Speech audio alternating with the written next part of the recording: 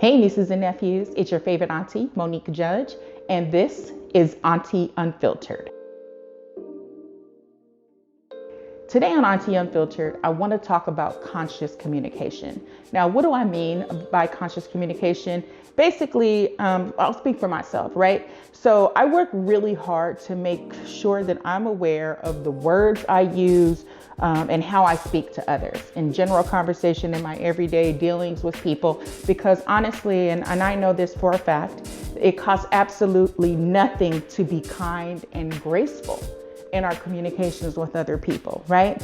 And so I'm sure we all know at least one person who, no matter what you ask them or say to them, they always have something smart to say back, right? Or something mean or rude. Maybe they're just always unnecessarily snarky, always have something to say that's not, helpful or benefiting anyone. So why does this happen? A lot of times when people are unnecessarily rude or snarky, it's because they have unresolved trauma within, right? And this is how it manifests itself in that way, right? So instead of them dealing with the thing that they're really upset about, they're taking it out on you or whoever asked them the question, the next person, this, that, and the third. So how do we avoid that, right?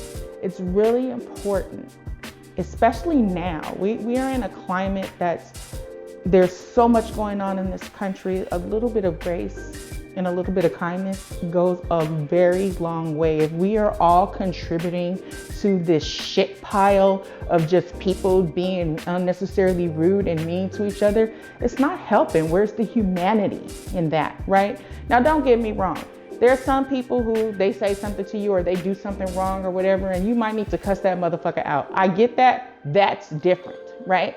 But I'm speaking in instances where maybe somebody walks by and says, hey, do you know what time the bus comes? You don't ride the bus. You've never ridden the bus.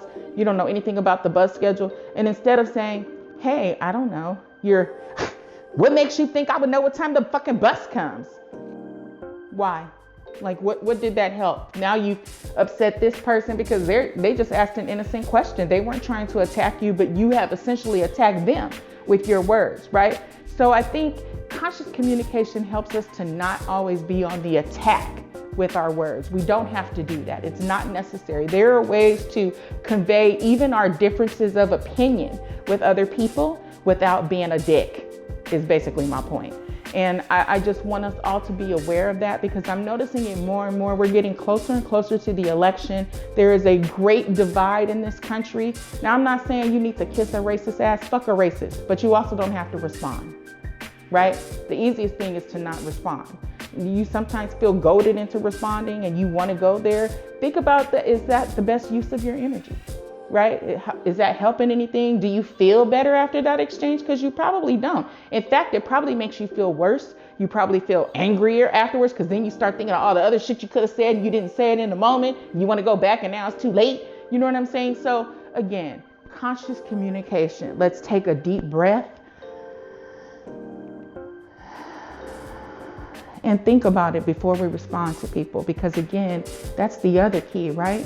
Is when something is said or done or happens with you, the key is to respond and not react. And when you respond, then you can take time and think, what's the proper response for this? Am I given the proper response for this?